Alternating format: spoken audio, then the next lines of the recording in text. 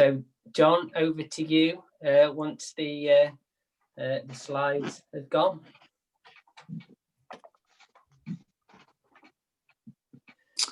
Okay, me first. Well, welcome everybody, and thank you very much for joining in. My name is John Cook. I'm the executive member for Leisure and Tourism at Allerdale. I'd like to start off by saying I totally understand and recognise that it's been an incredible difficult time in the tourism sector globally, and we're not sure how it's going to progress in the near future. Hopefully the vaccine will come on board and we'll be able to start rolling out a few more stuff next year. I'm passionate, and I believe that Allerdale is well placed for a recovery phase. I mean, after all, we have two World Heritage Sites, Adrian's Wall and the Lake District National Park. We've got stunning landscapes with wide open spaces, people looking to get outside for health benefits and to reconnect with nature. We have strong domestic markets for visitors, and I believe that's going to be even stronger next year with staycation and even for the next few years. In between lockdown, Silloth and the West Coast has been very busy, and Keswick has a strong year-round offer. I'm pleased to welcome some great speakers today, and hopefully we'll get a lot of information off them that we can, for me as well, be able to ask questions to them as well. So first we have Graham Lamont from Pridmore. Graham is going to cover key information about getting through this winter season and outline the help and support that is currently available. Then we have Janet Addison from Digital Cumbria talking about the importance of digital for business and outline support available for Digital Cumbria. Following the guest speakers, I'm pleased to introduce our new Business Service Coordinator, Ellie Jones. Ellie's been with us for a couple of months, and her role now is helping to ensure that we put supporting local businesses at the heart of what we do. Joe Broomfield is then going to talk about the work of the place development team since the last briefing. It's been a strange time in terms of tourism, with the council at some points telling people not to travel to Allerdale given government guidelines, but we have also made really good progress on some fronts. The Allenby to Silloth cycle path is nearing completion. We have done some great work developing the Visitor Allerdale brand. Visitor numbers to the website continue to increase, and I was really pleased by the high levels of interest on the Perfect Day in Allerdale competition, which I'm afraid there's a promotional film somewhere down the line after this, and I've been told I'm somewhere among it, so I'll try and warn you to look away at that point. We will have questions and answer session after all the speakers. If you want to ask anything, then please feel free to get in touch by phone or email. Thank you very much. Now, I've got to say before I pass over to Graham, tourism is a passion of mine, and I totally understand the struggle, the times that we're struggling through. I've got my own small business in Carlisle, and it's totally strange times altogether. So I've been really not disappointed. Since I became a portfolio holder, it's been a struggle for me to try and, well, I just want to get out and see people, but hopefully we can all keep in touch in the future by these meetings, and we can move forward together as a group. So now I'll pass over to Graham Lamont for some expert advice for tourism and hospitality business. Thank you, Graham.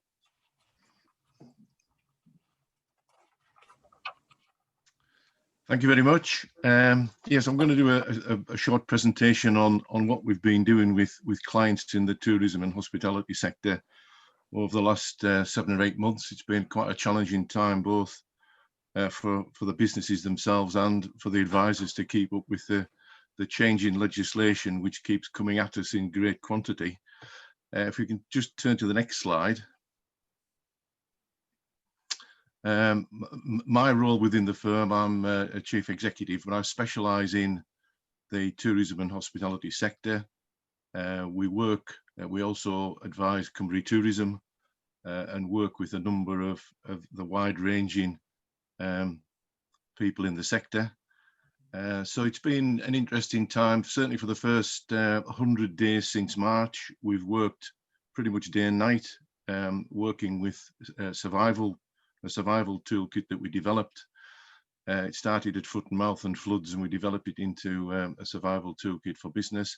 So it was how to retain as much cash as possible within the business to see it through the next 12 months. We've predicted, and it ever changes, the prediction, but certainly we're thinking of having the business is having sufficient funds through to summer or autumn next year. If we look at the next slide, we've got a number of helpful things you can look at your leisure. We've developed the funding that's available and the help on our website, so that's free of charge to download. We developed the business survival toolkit, which we implemented with clients over the first 100 days to conserve cash. That's the main challenge going forward, in that with the restrictions on the social distancing, the amount of business you can do, the lockdowns, and certainly this latest one has been quite difficult because, as was mentioned, UK holidays are very much in demand. Certainly many of our clients could sell holidays 7 or 8 times over at the moment and into next year. So if we can open up and develop the business as the vaccine comes through, that will be a great help to boost the tourism sector. And finally, on there's a 6 or 7 page summary. It's very complicated to find out what funding is available. So we've summarised it both in terms of deferring tax, deferring VAT payments, taking advantage of mortgage holidays, rent holidays, capital repayment holidays with the banks, and that's all essential to keep the businesses afloat. So if we can turn to the next slide. So surviving in this prolonged crisis, we're probably concerned. I mean, this morning Ireland's announced another 2-week lockdown. So the concerns that we have through to next September, which is our sort of planning period for clients, advising them that do we have enough cash to run the business through to that period. We think there might be another fire break, maybe in the spring or the summer, depending on the numbers of cases that this fire break is slowed down. Also, depending how quickly the vaccine comes on stream. So we need to plan for potential further periods of disruption, which will impact on cash flow. And the social distancing rules mean that we're operating at a much lower level of activity. So managing that financially, certainly the main driver still is to keep people safe within the business, keep customers safe within the business. We're also finding that advertising your safety measures and reassuring potential guests, whether that's on the website or in the marketing material you issue, does significantly increase booking levels. And then understanding at that low level of activity, what costs do we have to balance in terms of staffing levels, furloughing claims, reducing revenue expenditure, and reducing capital expenditure as well. It's trying to conserve that cash for the coming 9 to 12 months. And also the bounce back loans and the CBILS loans period has been extended to the end of January. And certainly in this period up to Christmas, we're looking with all our clients to make sure that they've borrowed enough money to see them probably not through to next September necessarily, but through next winter, not this winter, but the following winter. Because if we have a poorer summer, then maintaining cash and borrowing that money, it's interest free for 12 months period. There's no capital repayments. You can borrow it, and then closer to the start of the repayment plan, you could repay the loan if not required. So it's almost a total survival package of maintaining the cash within the business, reducing the costs to meet the current levels of activity, and then building up a war chest of cash to finance the business through to next summer or September or beyond. So if we move to the next slide. So what to do now? And can we move on to the next one? Thank you. So it's really trying to think of all the possible future possibilities of the business. Some businesses are pivoting and changing, whether that's the takeaway service, a click and collect, a new income stream.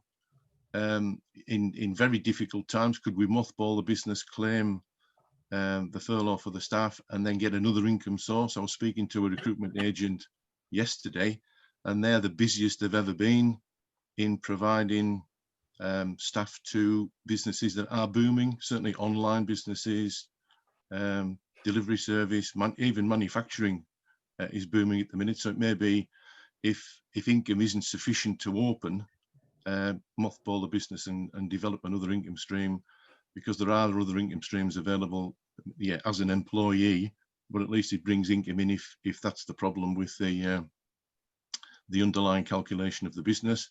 Review the economic model. Can we tweak the model? Certainly, when we've been working with clients, they've transformed their businesses where they've furloughed staff, realized they didn't really need as many staff as they thought that they needed to. They've changed their operational model, and many of them are making more money with the new model than they were pre-COVID. So equally looking at staffing levels, revenue costs to meet the current income stream. I'm on a survey of national tourism and hospitality businesses. Certainly in the restaurant and bar area, the current drop in income is 30 to 40%. So it's a significant drop in the current level of activity, and that needs to be matched by the revenue costs, including staffing levels, and looking at hours of opening. Certainly certain times of day are more busy than others, so getting the staffing roster right is important to keep the business making money. And cash flow management, businesses fail not through lack of profitability, but through lack of cash flow. So looking at the whole revenue and capital spend, any capital expenditure needs to be put on hold unless it really adds value to the offer in these particular times. Looking at personal expenditure, taking advantage of rent holidays, mortgage holidays, loan capital repayment holidays. Certainly all financial providers are being very helpful at the minute in providing deferral for up to 6 months. And it just helps both on the personal expenditure side and on the business side. And although the insurance policies for business interruption have gone to appeal, the Financial Conduct Authority took the insurance industry to court, and in some cases won the case for certain insurance policies, for certain insurance wording. And we've had 2 or 3 clients who have been paid out on the business interruption. So that's now gone to appeal to the Supreme Court, and that will be coming out probably in the spring. So that's another potential benefit to keep an eye on whether your business insurance wording meets the requirements. If we look at the next slide, please. So we're looking at available support. If we move on to the next one, super, thank you. The thing that's been significantly helpful has been the job retention scheme. Certainly, virtually all our clients have taken advantage of that. That's saved an awful lot of jobs in the industry. It's also retained the capacity of skilled people in the business that once the vaccine or the pandemic goes away, the people are there ready to grow the business. So I think I'm very optimistic that once the vaccine is there and trade comes back, the information I've got from major bookers is that it's going to be a 2-year boom period in the UK for UK staycation holidays. So I think the pent-up demand is there. It's just getting through these next few months, get the vaccine delivered, and then there's a real appetite for people to go on holiday and to go on holiday in the UK. And the great advantage for the Lake District is it's the #1 holiday destination of choice. So there's a huge opportunity once the market opens up that the business will come back. So it's a hopeful story, certainly with national bookers as well, booking holidays into the area.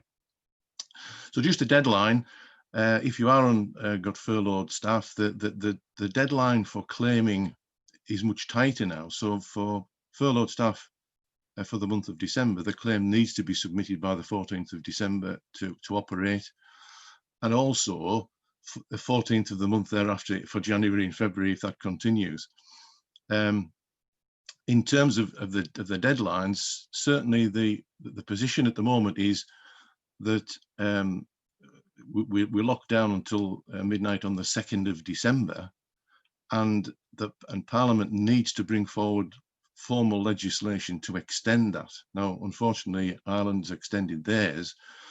I was on a webinar yesterday with UK Hospitality, who are lobbying government as Cumbria Tourism, as our local authority members are, and her best estimate is we won't really know until the 27th of November, which is next Friday, whether government are thinking to extend that period or to bring in a tiered approach, rather like Scotland. And in fact, the furlough, the new lockdown and the new furlough scheme was extended from the 1st of November. Had that not been extended, a regional tiered approach would come into force in the UK, and rather like Scotland. And I think the difficulty with that would be that the Scottish rules at the moment, if you're tier 4, you can't travel outside your district area. So if you look at the natural market for tourism businesses in Cumbria, it's about a 2.5-hour drive. So it is a bit of Scotland, it's the northeast, it's Manchester and Liverpool, where much of the pandemic is growing. So even if we open up in Cumbria, the thing we discovered during the floods and foot and mouth, to be fair, if you've got that in your area, it prevents you booking a holiday elsewhere. So I think that's something to keep an eye on. The self-employed income support is also very good. That's been very helpful. So if you're trading as a sole trader or a partnership, then you could have claimed funds early in the year. That's now been extended to April 21. So there's a claim that can be made, which is 80% of your average monthly trading profits, paid out in a three monthly payment of a maximum of 7,500, and that's been significantly increased from the 55% proposed, because MPs lobbied government to increase the percentage. So if we can move to the next slide, please. So these are the rules that we currently enforce in the national lockdown.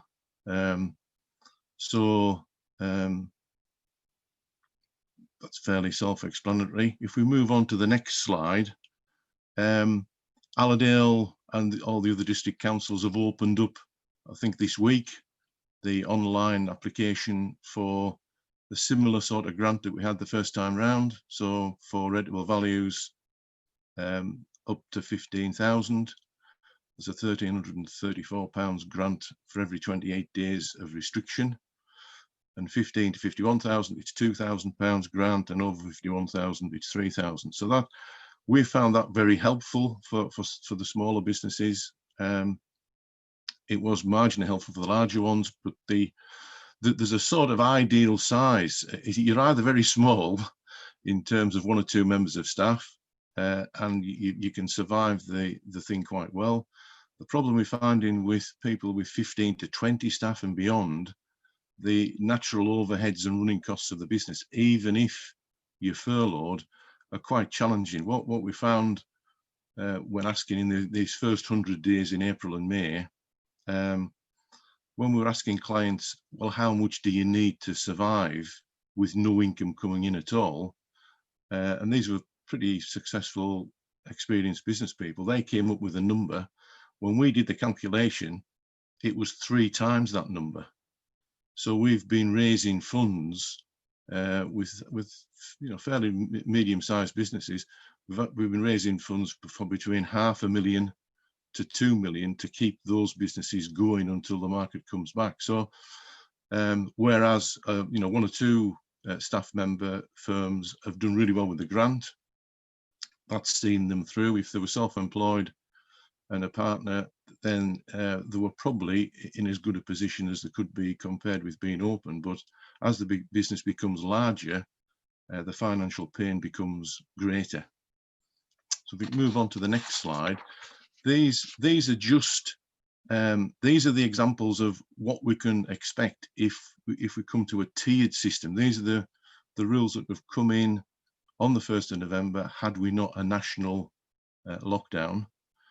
So if we move on to the next slide, and it's similar sort of situation. We've got grants. So if you close for more than 14 days, if we move to the next slide, it just gives you the figures.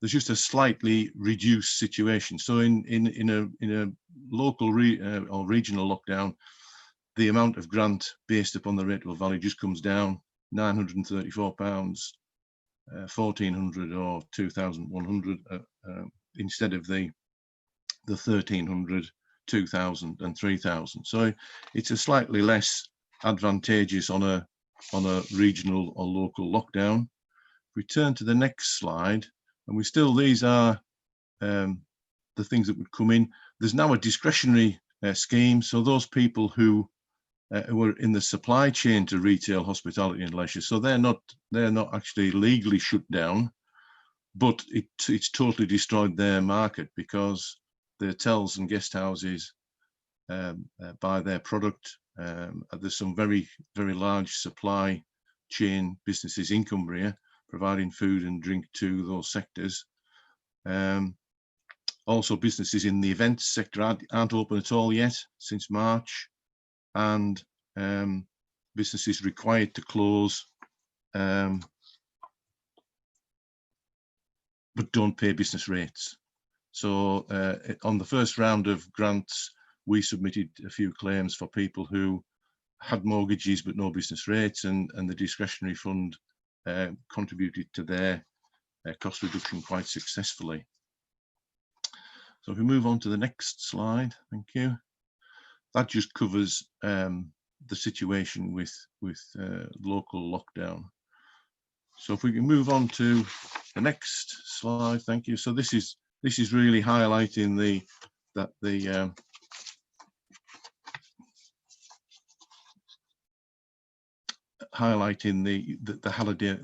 Allerdale Borough Council support programme, which is now launched. So you can go online and claim the funds as soon as you're available. There are a number of things that you'll need. So there's the business rate, account number, bank details, company information if you trade by a company, the VAT number.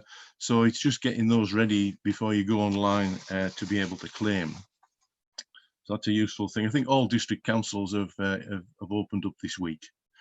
So we've got to the final slide, the summary of the action plan. Just the next slide, please. Super, thank you. So it's just a recap of the next sort of 6 to 12 months. It's trying to keep an eye on financial projections. It's extremely difficult to project in these times, but unless we keep a handle on current income, current expenditure and cash flow, people tend to then run out of cash. And our concern for most of the clients who haven't yet borrowed any money of any significance, these next 6 to 12 months are going to be quite critical. If after the schemes close on the 31st of January, if you've not got sufficient capital to run the business at that time, our financial experts that we use to raise money for commercial operations are basically saying that after the end of January, with a business that's struggled with COVID, isn't showing too much profitability, what's happened in the banking sector since 2008, since the financial crisis in 2008, the Bank of England have insisted upon the credit departments of banks, whereas normally if you could borrow up to 70% of a secured asset, what they're now doing is adding an affordability test, which means that the challenge of meeting that affordability test with a COVID damaged business after the end of January is going to be quite challenging. They're saying that there'll be a large number of business loan applications turned down because of the financial impact of COVID and the new tighter restrictions since the financial crisis in 2008. So I think getting as much as you need before the end of January from a bounce back loan or a CBILS loan is really important. Looking at sales targets going forward, looking at can we pivot the business and do something different, whether that's takeaway, online. Look at the marketing strategy, say, do we need to change the marketing strategy because depending on your segment of customer, it may be regionally, you're very successful at tracking for a region that's now locked down, so you may need to market more strongly in other regions. Certainly from an age profile, what we're finding is the younger person's more inclined to go on holiday. The slightly older person, sort of 65 plus, is more concerned about being affected by the virus more significantly, so they're more cautious about travelling to places. Looking at your revenue budget and staffing levels and keeping that under control.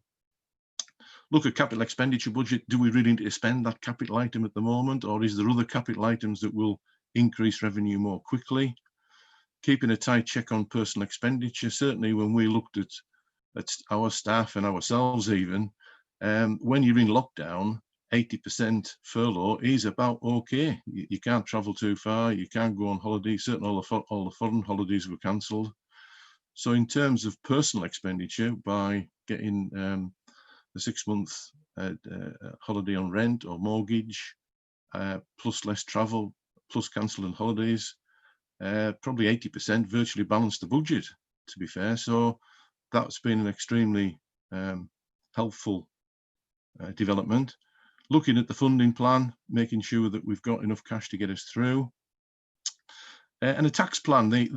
Obviously we've deferred the VAT. If you're a VAT payer, the VAT at the end of March was deferred until next year, to March 21. That's now been extended to 11 monthly payments rather than one big amount at the end of March. The 5% drop, the 5% lower VAT charge has been a significant help in the sector to those who are paying VAT, and to the tourism sector are lobbying government to extend that beyond the end of March. And you know, while you've got it, if you then write down that disaster recovery plan, it'll certainly be helpful if this ever happens again. So that's the end of my presentation. I'm certainly going to be around to answer any questions if I can, and if we can't on the day, if you want to send me anything after today to that email address, I'll certainly try and answer it for you. Thank you. Brilliant. That's great. Thank you, Graham. Really interesting to get your insight from obviously a range of different clients, and obviously you're linked into the kind of national discussions on things, which again is really useful. Before I hand over to Janet from Digital Cumbria, just for those who joined us slightly late, if you do have any questions, please use the chat function as Gareth did. I just made a note of that question, Gareth, and so Carol's already answered it for us, which is fantastic. The local restriction support grant is now live on our website, and we're going to launch the additional restrictions grant next Monday. That's the discretionary one. So all the details are on our website.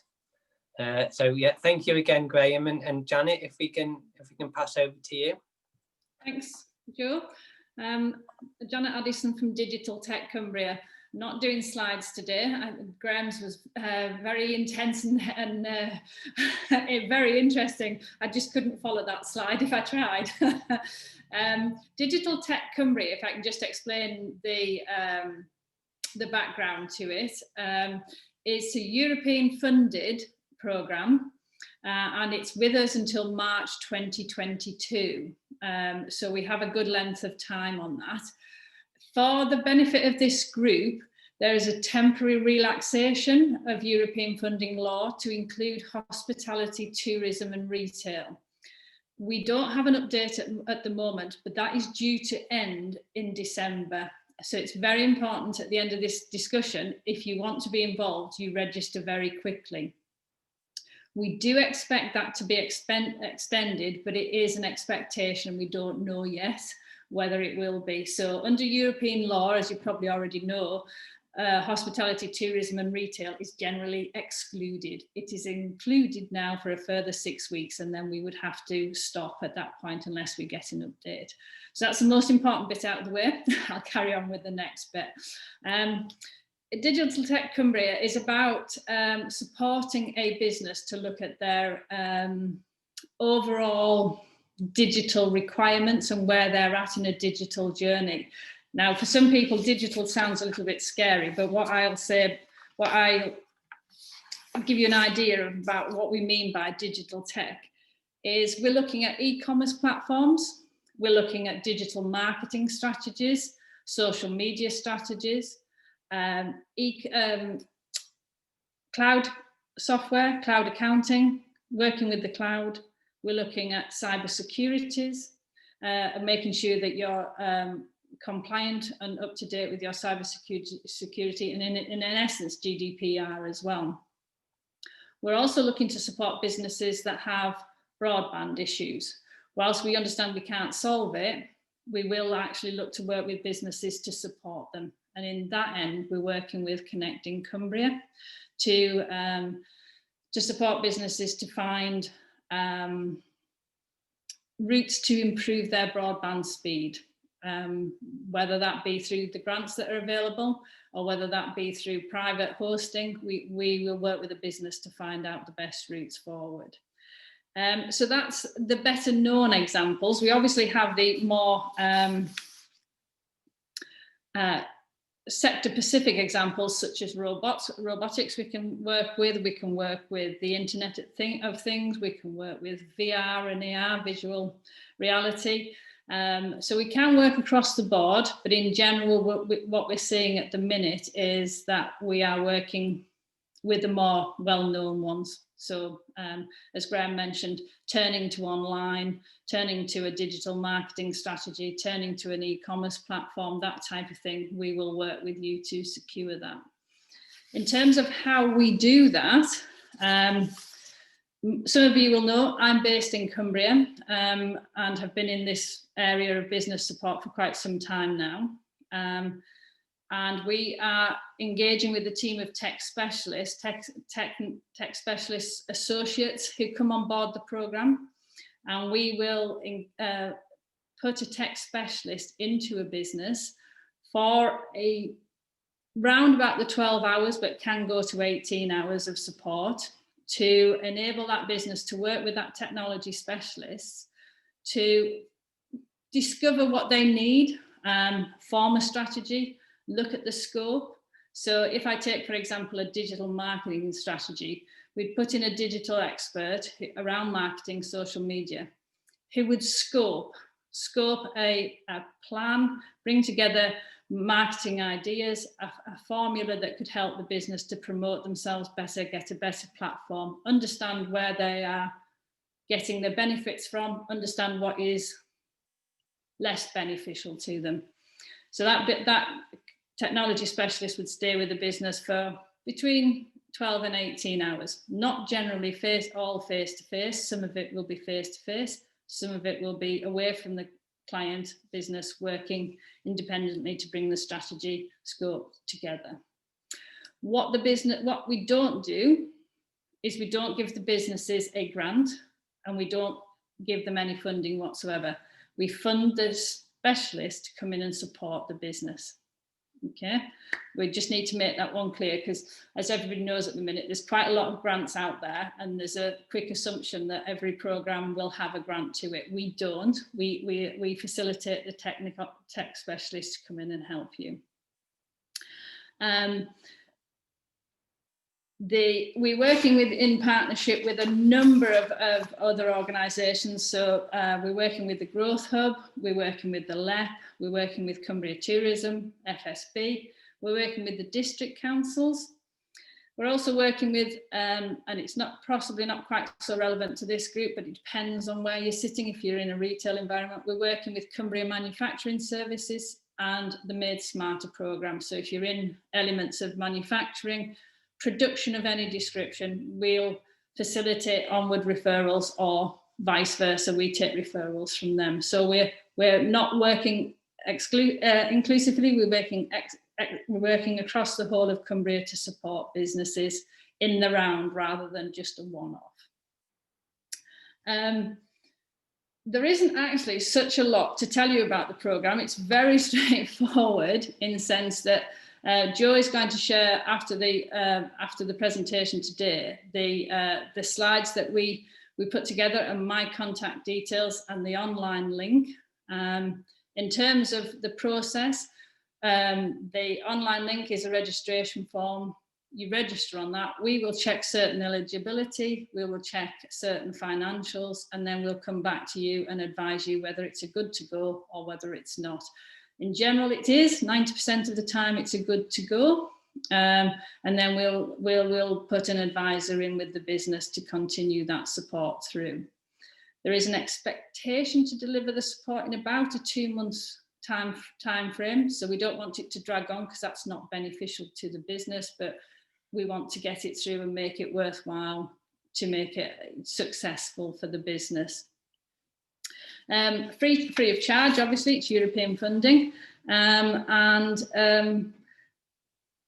yes, there's no set formula. It's about what the business needs. So there's no, it has to be this way, it has to be that way. It's very much a discussion about what the business needs. It can develop through that discussion. It can set off as a marketing strategy that may lead to looking at an e-commerce site and how to host that and how to facilitate that. It may be about system integration. So it may be that your website isn't talking to your bookings, or it may be that it's not talking to your account system. So we look at the system integration side of it as well. So it's not a set storyline, it's not a set delivery, it's very much about what the business needs and how we get them through that stage. Sometimes we're finding at the minute a lot of our businesses that are coming on board have had such a fast journey from the beginning of COVID to now, where they've had to learn such a lot about online marketing, e-commerce sites, how to market themselves in a different manner, that they've just become sort of saturated and they need to have a refresh and work out where they need to be. So quite often it's about looking at where they already are and just giving them the comfort that they're either right or they need to tweak it a little bit. So in terms of, as I say, particularly for this group, recommend that you sign up fairly quickly in case we do not get that European extension, relaxation extension, that's hitting hospitality and tourism.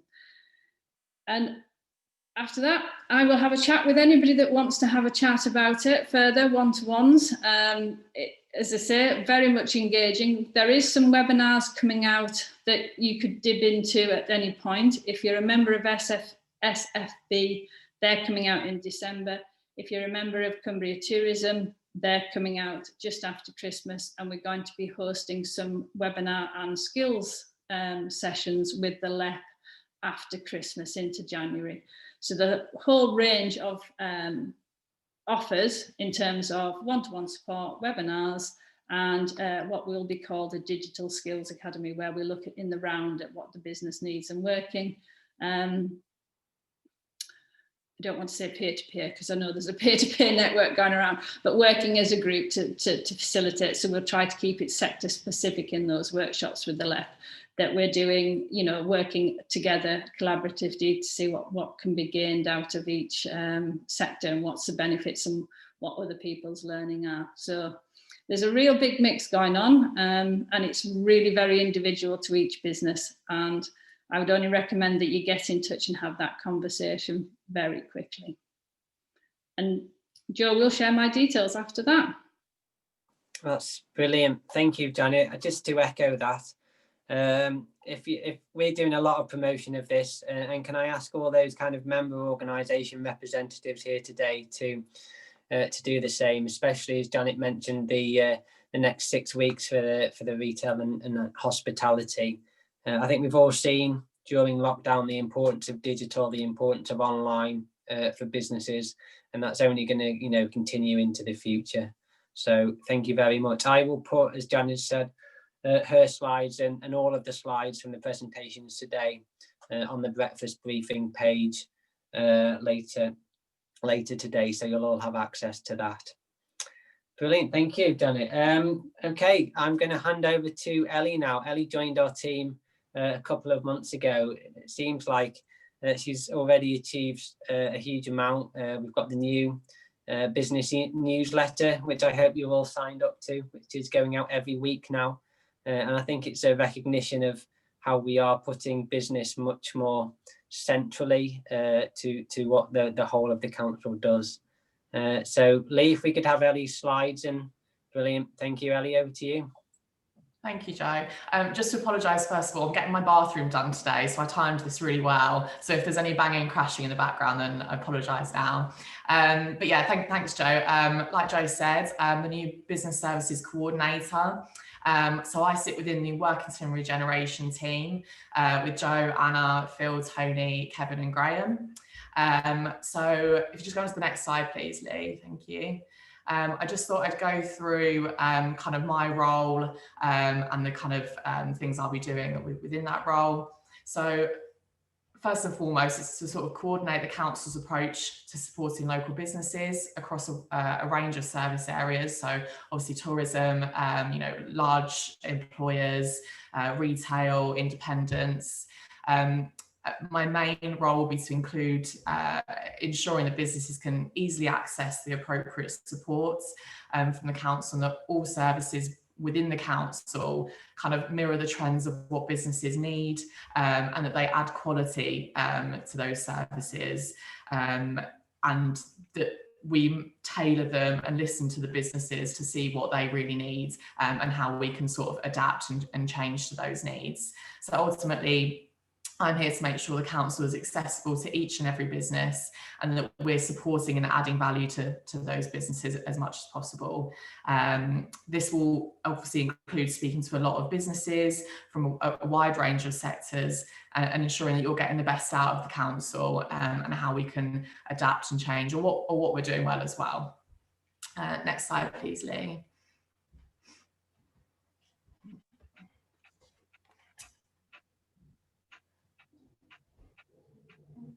Okay, so I just thought what we'd outline what we've been doing so far. As Joe said, the sort of first thing we wanted to do was the Allerdale Focus Business Bulletin. Some of you may have already signed up to this. This is sent out every Monday with notes from the council. At the moment, it's quite COVID focused, as you can imagine. So notes from environmental health team, licensing team, as they have a lot of ever-changing information that needs to get to businesses really quickly. So those will kind of be the sort of top stories, if you like. I also try and put in a lot of helpful links and articles from both sort of local partners, as well as obviously you know, national suppliers as well. Try and do some good news stories as well, not just from the council, but shouting about any kind of local business, any innovative ways that they've sort of combated going into lockdown, or just some really nice good news stories locally. As well as events and signposting as well, whether again that's coming out of the council nationally or with some of our external partners as well. Just to say, if there was kind of any urgent news, or especially to do with grants. I know people also want to apply for those straight away. Although it's every Monday, we would do them during the week if that news needs to get out nice and quickly. You may have also seen on our website that we've introduced our virtual markets page. So this was due to the fact that our market traders couldn't trade anymore for this next period of national lockdown. They're now on our website, broken down into the towns that they trade in. So you can still purchase, people can still browse and get in contact with those traders, and hopefully they're still getting business even though they're not actually physically there in front of you. We're hoping that this will then turn into a business directory. Now, I know a lot of town councils or other organisation websites have this kind of directory on there for specific towns. So it'd be great just to sort of pull them together and have all 7 on one platform, so it's nice and easy and accessible to, again, find businesses online, kind of echoing what Janet said as well. It's just key to get those people online. Whether they have a website or not, it's still great to know that they're there. I'm also, my next project is looking into dedicated business pages on the Allerdale Borough Council website. Most importantly, to effectively share everything the businesses need to know, whether that's COVID information or other, just so that, you know, if you're looking on our website, it may take a few clicks to try and find what you're looking for, or you may not even find it at all. So I'm hoping that these pages, they'll link straight from the home page and straight into exactly what you need, whether that be frequently asked questions, whether that be COVID information, property pages, event listings, or training sessions, which I'm keen to bring in as well. And yeah, so that's the dedicated business page website. And then finally, we're very close to launching the Allerdale Business Community Facebook page. This is being led by my colleague Laura, who's also on the call. And this will be a private group for Allerdale businesses to really try and encourage collaborative working, shout about all the great businesses we have in the area. Hopefully you can help each other. For example, you know, if you needed photography done or a website designed, hopefully we can help each other with that. Obviously, we'll try and comment as frequently as possible, and we'll be posting everything that we post on our the ABC social media channels as well. So that's what we're doing so far. If we could just go to the next slide. Thank you. So what next, and how will we be involving you? I see this as the most kind of important factor. Although we obviously try and help businesses as much as possible, we aren't business owners, so we really need to kind of involve and incorporate as many businesses' opinions as possible, and try and succeed with those and really listen to them, and like I said in the beginning, tailor our services towards that as much as possible. So the first thing that I would be looking at was training sessions and workshops. The council, they're experts in their fields. Very important to get in contact with them if you're thinking of starting a business or expanding a business. So I think it would be great to be able to talk to them on a platform such as Zoom, Teams, or even kind of one-to-ones where possible. It would also be in collaboration with external partners like the LEP, Chamber of Commerce, Cumbria Tourism. But what I've discovered speaking to them is that there is a real lack of small businesses present in those workshops. So whether that's they just don't have the time, whether they don't see that these workshops are being advertised, or maybe it's just that the topics aren't relevant to them and aren't helpful really in that respect. So again, any feedback on that would be great. Is that why you're not going? Is it because you just don't think it's relevant to you? And if so, what kind of topics would you like to see? Secondary, Better Businesses for All, which is a central government campaign which started in 2012. This brings together businesses and regulators in local partnership to identify the issues facing local businesses and provide support for them. This will require a considerable business input and consultation. The sort of main part of it, of the campaign, will be basically one-to-one interviews, surveys with businesses, with quite in-depth questions, but a very high level idea is basically how are the council doing in their regulatory services, what are we doing well, what could we do better, and what would help you. So again, that would be something that I would love people on this call to be involved in, just kind of start a bit of a steering group to be able to get their opinions on that. We're also looking to do an Allerdale Ambassadors. Some of you may have heard of Carlisle Ambassadors in the north of the county, very successful membership organisation, and we would love to do the same. We have lots of very successful business groups in our district here, organisations, associations, but we'd love them to come together, showcase businesses and local talent. When we can meet again, and we'd love to do some networking, small exhibitions, you know, basically just people showing what they do, getting to know each other really well, and hopefully incorporating that with really useful workshops, speaking for, you know, members speaking as well as external speakers as well. And lastly, again, another question that I'd love to hear the answer to, an SME group. I know this has been spoken about in the past at the council, but what does support look like for small businesses, and speaking to them on their level? We see that there isn't, like I said initially, a huge amount of representation at workshops or meetings. So why is that? Would you like an SME group where it's very much focused on you? Is there a gap in the market for that, to have a dedicated space for you to speak and for the right people to be speaking to you? So that's just a little snapshot of the kind of things that are coming up and hope that we can involve you in. There are many more in the pipeline, but I just thought those are the things that are kind of in the forefront of what we'd like to do.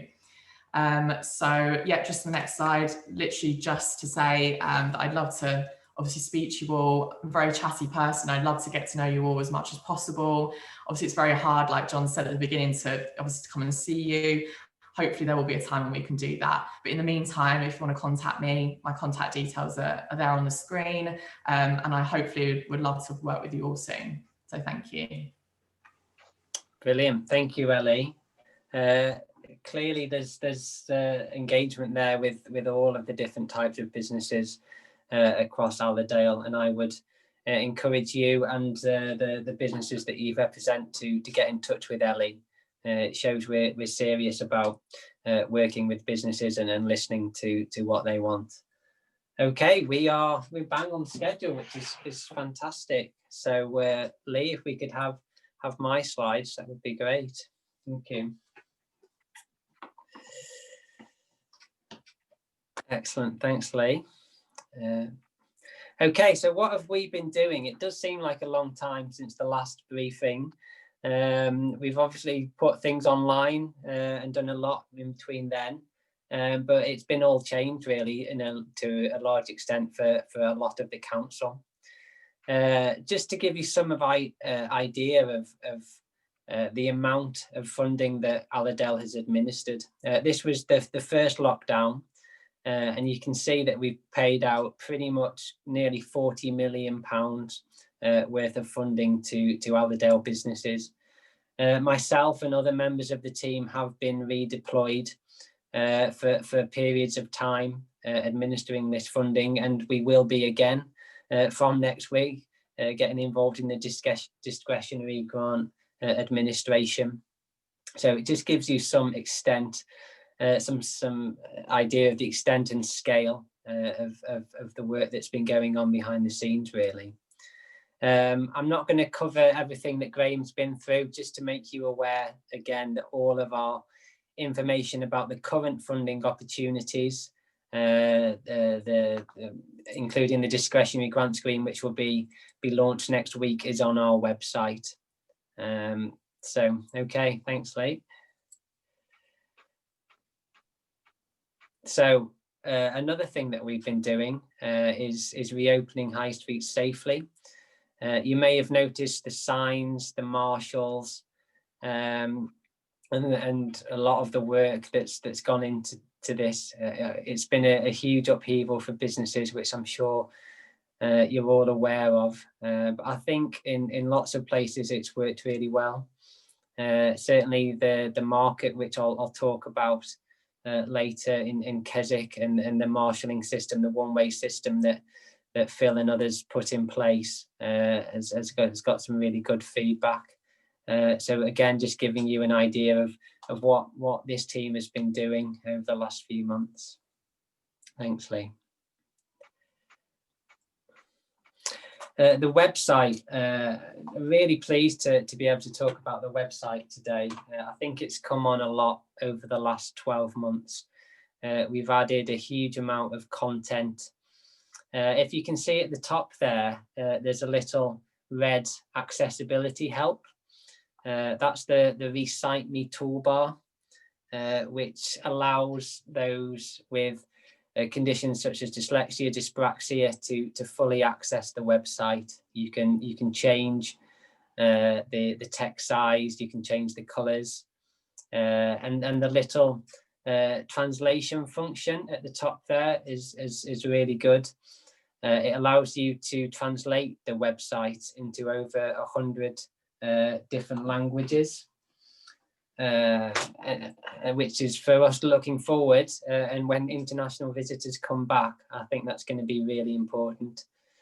What I would ask, if you haven't already, and we're going to be doing some more work on this in the near future, is to link to Visit Allerdale. There's a huge amount of information about the general area on there. Some of our most popular pages are the walking routes, the cycling routes, the travel information, and interestingly, it's actually the lesser known areas of Allerdale, the West Coast, places like Wigton, which are getting the most amount of views, which is interesting. I mean, I think it's because there's such a huge amount of information out there about Keswick and the more established places. We've got some socially distant itineraries on there, and as John said at the start, I think we are very well positioned in terms of when the vaccine begins to be rolled out to come back really strongly. We've got a huge amount of wide open spaces. People are looking to get out there, reconnect with nature, and we're going to be continuing to promote the kind of health aspects of cycling, walking, and getting out and about. So if you haven't had a look recently, I would encourage you to have a look at visitalledale.co.uk. Our visitor numbers have gone up by 17.3% from last year.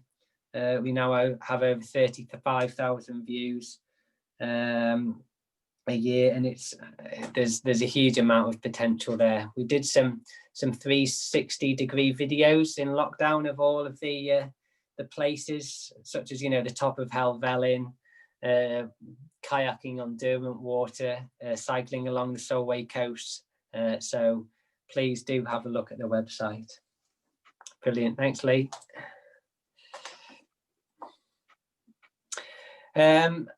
Visit Allerdale, again, we are developing the brand. Hopefully you've all seen this kind of style and colours. This is actually going, has and will be going again in the Kingfisher Visitor Guide. So this is a bedroom browser that will go in all of the hotels. I know they have it at the Trout Zoo, all of the hotel rooms across Cumbria that have signed up to it. And it just talks about our area and gives information about all of the things to see and do. We're actually going to change it this year. We're going to keep the map, and we've got some kind of first-person itineraries in there. So people have actually been and come to Allerdale, and it's them telling us what they've really enjoyed. And inspiring others to get out and about across Allerdale. Cheers, Lee. Okay, Allenby to Silver Cycle Path. We are on site at the moment, as John mentioned. This is part of Hadrian's Cycle Network, Route 72, stretching from Ravenglass in the south all the way along across Hadrian's Wall to the northeast. The Maryport to Allenby section was done, maybe 7, 8, 9 years ago now, and we are extending that north. So we've got some significant off-road sections between Allenby and Silloth. A lot of it will be on road, but we're improving the road markings, the signage, and there will be some promotion, some marketing to go along this. It's Coastal Communities funded, and we've worked with Silloth on Solway Coastal Communities team to deliver this. And again, it fits in really well with our promotion of cycling and Allerdale as a cycling destination. We know the figures in terms of the importance of cycling and overnight stays, and it's something that we're very keen to develop further. All being well, and I'm finding issues with it's a very sensitive site in the AONB, but all being well, we will open in the new year. I'm really looking forward to that. We'll have a launch event, and people can cycle then up and down it, and walk obviously with pushchairs, prams on the off-road sections. Thanks, Lee. Markets. For those that don't know, we have now taken the operation of our markets in-house. So Allerdale Borough Council directly runs markets in Keswick, Silloth, Wigton and Workington. And we're also looking at the feasibility of extending markets in other locations. Phil, who, if you don't know, I'm sure you will before too long, Phil Byers is part of our team now.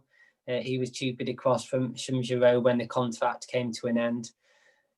We've got some new stalls which we're rolling out in Keswick, and there's quite a strong demand for markets at the moment.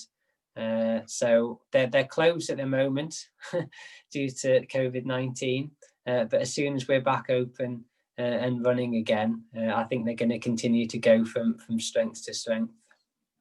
Thanks, Lee. Allerdale Business Forums. Ellie mentioned the different opportunities that people have to get involved with the council. This is more about businesses kind of interacting and working together on their own. So Keswick, KTA, I know Vanessa's on the call, have been established, and Cockermouth District Chamber of Trade have been established for many years now and do some fantastic work. We've worked with both of those on a number of issues. It's really good having that point of contact to kind of pull together and represent the views of business. And what we want to do is help establish similar business forums in other parts of Allerdale. So Maryport, and I know Gareth's on the call, recently established a business forum. And what we want to do is establish similar forums in Wigton, Workington and the North Allerdale area. Now, these will not be council groups, these are our business groups, and we see them being chaired as by someone from the business community. But we just want to help pull people together so they can work together on a local level. We fully appreciate there are groups out there like Cumbria Tourism, Federation of Small Businesses and the Chamber of Commerce who represent a wider group of businesses, but we're looking to just, pull businesses together on a very local basis, get them to start working together a bit more, and again, work with us in terms of defining their priorities for our help, really. So a press release went out last week. If you are interested or know of anybody who would be interested in possibly joining one of the forums, then please get in touch. The point of contact for Wigton and Workington is my colleague Tony McGeehan, whereas I'll be the main point of contact for I put Silloth there, but it's North Allerdale, north of Allenby, really. Again, I'll put details on the website. Thanks, Lee. Just a quick few comments about recovery. Obviously, next year is going to be hugely important for tourism and, well, all of the businesses within Allerdale, but tourism particularly so. There's a lot planned, and I'm just going to pull out a few of the things that we're going to be working on next year. One idea that we've already starting to talk to a few businesses about is Residents Week. So a bit like the kind of Eat Out to Help Out scheme, this will be designed to kind of give that people that initial encouragement to venture out again when travel restrictions are next eased, and it's safe to do so. So we want to pull businesses together and get a kind of combined offer that we will promote some value added across, mainly to residents. I think it will be open to non-residents as well, but primarily we're going to target this at local people to come along, use the fantastic attractions and businesses that are on their doorstep, and really support local businesses during what will be a hugely important year. So if you, again, or any businesses that you know of, any tourism businesses who want to get involved with that, we're thinking hopefully pre-Easter next year, but we're still planning things. If you do know if they're interested and want to get involved, then please ask them to get in touch with me. Just a few of the potential events next year. Anna, our events manager, has had a quiet this year, but is going to have a very busy year next year. We're looking at introducing a new cycling festival to Silloth in May. This will be aligned with the new cycle path, very much a family orientated event, along the lines of Workington's Festival of Running, where we can encourage families and cyclists to come along, give a kind of sportive trial loop a try, and just encourage people to get cycling, get out on their bikes, and capitalise on the huge increase in cycling we've seen during lockdown. Taste Maryport is on the cards for next year. We, like the markets, have brought Taste Cumbria in-house. Cockermouth, we've run that, and obviously it was cancelled this year, unfortunately, but last year we ran that in-house, and we have that brand now, and what we'd like to do is develop that brand in other parts of Allerdale, to start off with at least, and Maryport is the obvious choice. So Anna, I'm sure she will be able to provide more details on that. It's an early stage, but it's something that we're looking to expand, not just in Maryport, but potentially to other areas of Allerdale. Taste Cumbria Cockermouth will be back. It was a real shame that it was cancelled this year, but it will be back bigger and better than ever next year. I'm not going to go into huge detail at all about what's happening in Maryport and Workington. Suffice to say that there's a lot happening in Maryport. The Heritage Action Zone is moving on. The High Streets funded work is gearing up, and we have dedicated officers, Paul and Graham. And if you do have if you want any further information about what's happening in Maryport, then please get in touch. As I mentioned before, there's the new business group set up. So watch this space really for Maryport. And Workington Town Deal, £25 million bid outlining a number of projects has been submitted. We saw earlier this month that Barrow was awarded their funding, and fingers crossed Workington will be next on the list. So yeah, Ellie mentioned this. She's now coordinating the weekly business newsletter. All of this information will be kind of updated within the newsletter. So if you want to keep your eye out on what's happening, then please subscribe to the newsletter. Okay, thanks, Lee. Okay, final thing for me really is this is just an example of what we're doing and we'd like to do more of really.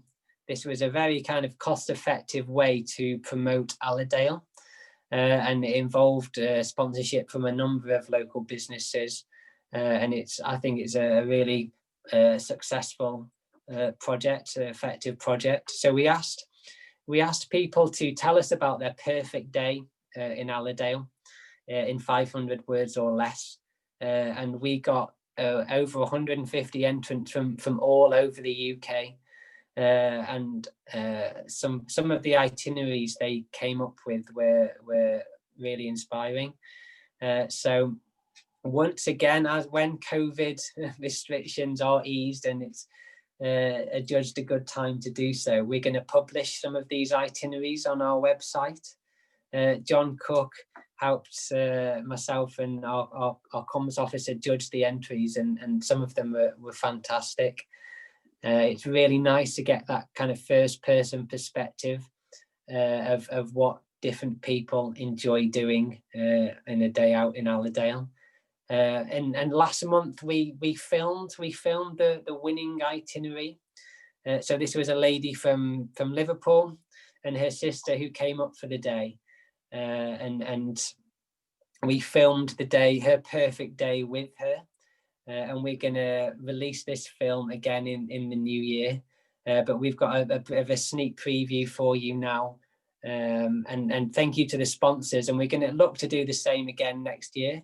So after seeing the film, if you or businesses that you know think you'd like to get involved and support something like this, then please get in touch. Now, fingers crossed this will work. Lee, if we can press play.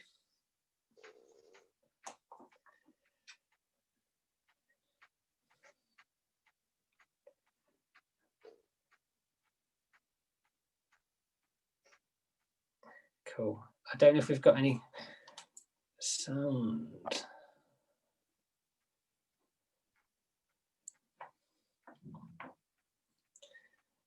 Lee, have we got any sound on the video? There we go. Start again, Lee, if you could. Maybe a couple of minutes long.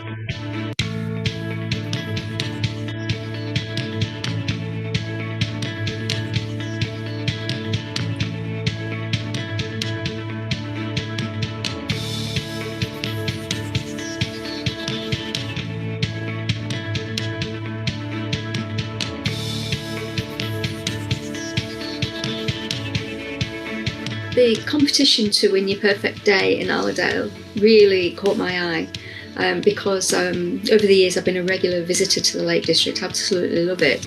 When I got the email to say I'd won, I was absolutely delighted because I'd been imagining this perfect day since I'd been writing it. We began the day in Silloth. To step out that morning and actually see the beauty of Silloth, it just took my breath away. It really does have a Victorian air about it. It just transports you back. It really was stunning. So after Silloth, we went to Derwent Water Marina, where we took a rowboat out on the water for a while, and thankfully the weather was great for us. It was really calm.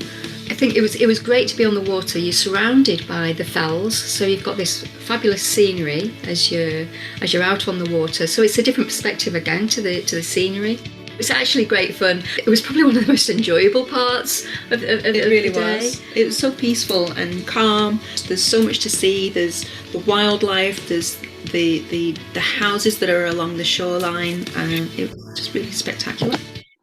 Next, we went to the Lakes Distillery, where we met the alpacas, and then we had lunch. The food is all locally sourced, and the menu looked great, and I thought, it would be really nice to eat there.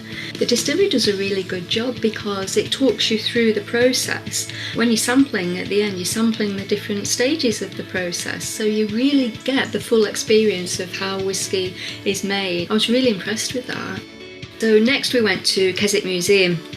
And that was fascinating because it talks about the history of Keswick, first of all from a geological point of view, and then it goes on to its industrial heritage, but also the literary links. So, the poets and the writers. Yeah, the literary connections are fascinating from my point of view. I loved it. After the museum, we travelled through the Borrowdale Valley to the Borrowdale Gates Hotel. We couldn't have asked for anything better than to drive through this incredible scenery, past the lake, and then to arrive here at such a gorgeous place. And the service, the food, all impeccable. I have to say that being whisked away to the Borrowdale Gates Hotel was the perfect end to a perfect day.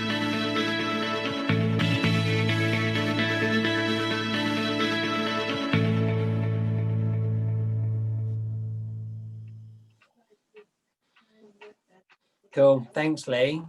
Hopefully you got the gist of that. The quality isn't brilliant over Zoom, but believe me, having seen the full version, it's a really nice little film. And like I say, in the new year, when it's safe to do so, we're gonna promote that and look to do the same thing again next year. It's a really nice way to work with businesses. All the prizes were sponsored, and it gets them some great coverage. And like I say, the interest nationally was great. I think people have a very fond place in their hearts for the Lake District and other parts of Cumbria, and we can continue to tap into that. Right. Well, I think that's about it from me, and we are bang on schedule. I haven't seen any more questions come through.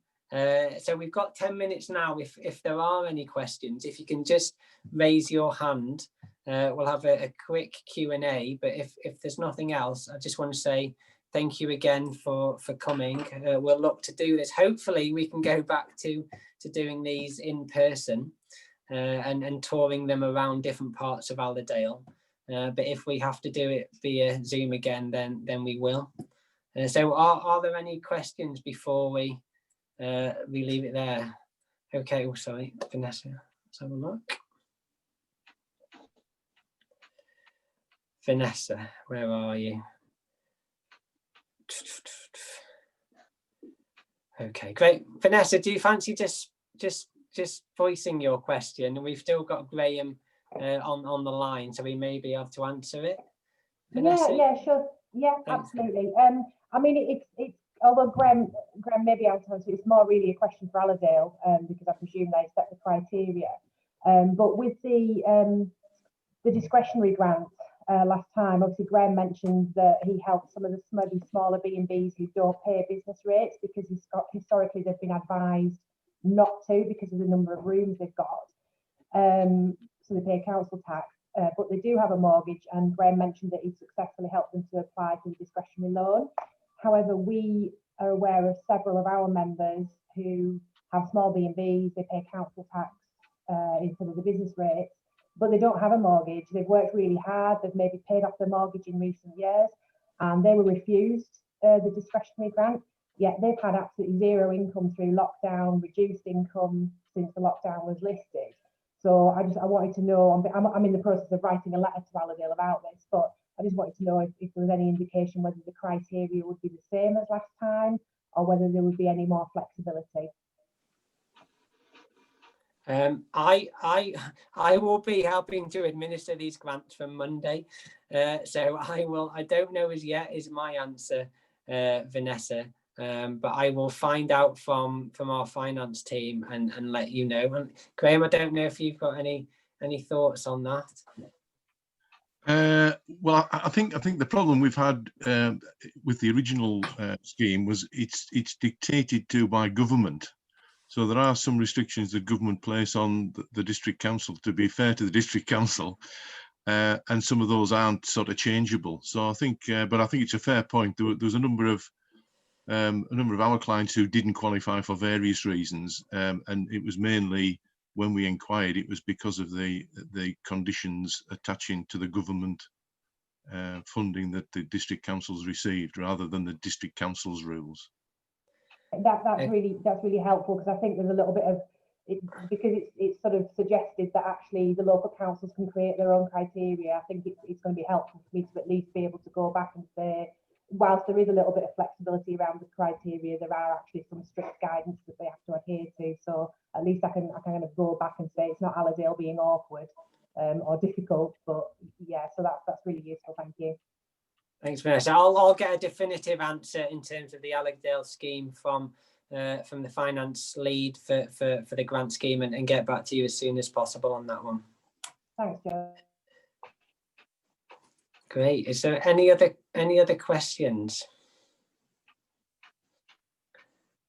Cool. Well, I can't see any hands raised, so thank you very much. So I think Gareth wants to ask a question. Oh, sorry, Gareth, please fire away. Sorry, Joe. I can't see on my screen anywhere where you can actually put your hand up on this. I don't know why, but that's why I was waving my hand. But anyway, my question's for Ellie. You were talking about online marketplaces, Ellie, and how Allerdale's going to develop that. And in their report was a similar type of thing that we're working on as well. Yeah. And I'm wondering, are you thinking that this type of thing will be integrated with the towns, or there's going to be actually one integrated Allerdale type of situation? Yeah, absolutely. So, like I said before, I'm obviously aware that a lot of towns or even just other organisations have directories on their website. So obviously I would work with the people that administer those websites and obviously with those businesses as well to make sure that I can not copy and paste, but I can, you know, put those on the Allerdale website as well, just because obviously it does have maybe a wider reach. That's maybe somewhere that tourists would go. We could potentially put it on the Visit Allerdale website as well, as that's more of a touristy focused website. So I just make sure that any information that's on other websites is also then mirrored on ours, but also get in contact with more businesses and make sure as many people as possible are on there. Does that answer your question? Yeah, definitely. Yeah. That's good. Thanks. Thank you. Thanks, Ellie. John Cook. Well, on if there isn't any more questions, that is, Joe, is there anybody want to ask questions? No? Well, personally, I would like to thank everybody for turning up today, if that's it. And I think it's been very informative from our speakers and our guests. And I hope that we can all come together very soon. Again, if we can't meet in person, then at least, you know, we should keep up the communication. And but I'd also like to thank the officers and the team at Allerdale for putting this together. I mean, we've been trying to put this together for quite a while, but I'm glad it's finally come off and hopefully we can move on. So thanks, team, for what you've done. I think you've done a great job under the circumstances and hopefully we're in a better position by the time we can get out of this pandemic. So thank you very much, everybody. Thank you. Brilliant. Thank you. And thank you all. So just a reminder that I will put all of the presentations and the recording on the Visit Allerdale website with a clear link from the homepage, probably either today or early next week. If you do have any more questions, then please don't hesitate to get in touch with us direct and we'll keep you posted about the next briefing. So thank you all.